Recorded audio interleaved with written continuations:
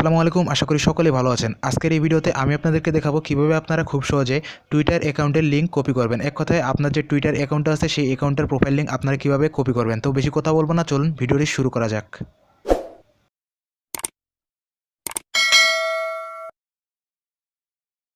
তো প্রথমে আপনারা আপনাদের ফোনে যে কোনো একটা ব্রাউজার ওপেন করে নেবেন। ওপেন করে নেওয়ার পরে এখানে আপনাদের টুইটার অ্যাকাউন্টটা লগইন করে নেবেন। তো আমি এখান থেকে দেখতেই পাচ্ছেন আমার টুইটার অ্যাকাউন্টটা কিন্তু আগে থেকে লগইন করে নিয়েছি।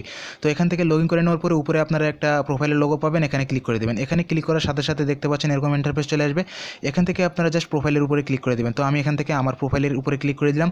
তো প্রোফাইলে ক্লিক করার সাথে সাথে আপনার যে প্রোফাইলের যে ড্যাশবোর্ডটা আছে সেটা কিন্তু আপনার সামনে এখন ওপেন হবে, ঠিক আছে।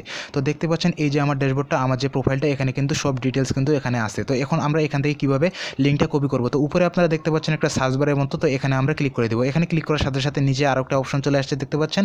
তো এখানে আপনারা তিনটে অপশন পাবেন, শেয়ার, কপি এবং রিনেম। তো এখান থেকে আমরা মাঝখানে যে কপি লিঙ্কের যে অপশনটা আছে এখান থেকে আমরা লিঙ্কটা কপি করে নেব। তো এখান থেকে কপি করে নিয়ে কিন্তু এখন আমরা ফেসবুকে অথবা ইউটিউবে সেখানে কিন্তু আমরা এই লিঙ্কটা শেয়ার করতে পারবো। তো এভাবে কিন্তু টুইটারের লিঙ্ক শেয়ার করতে হয়। তো আশা করি এই ভিডিওটি ভালো লেগেছে। তো আজকের ভিডিও এতটুকুই। ভালো থাকবেন, সুস্থ থাকবেন, আল্লাহ হাফেজ।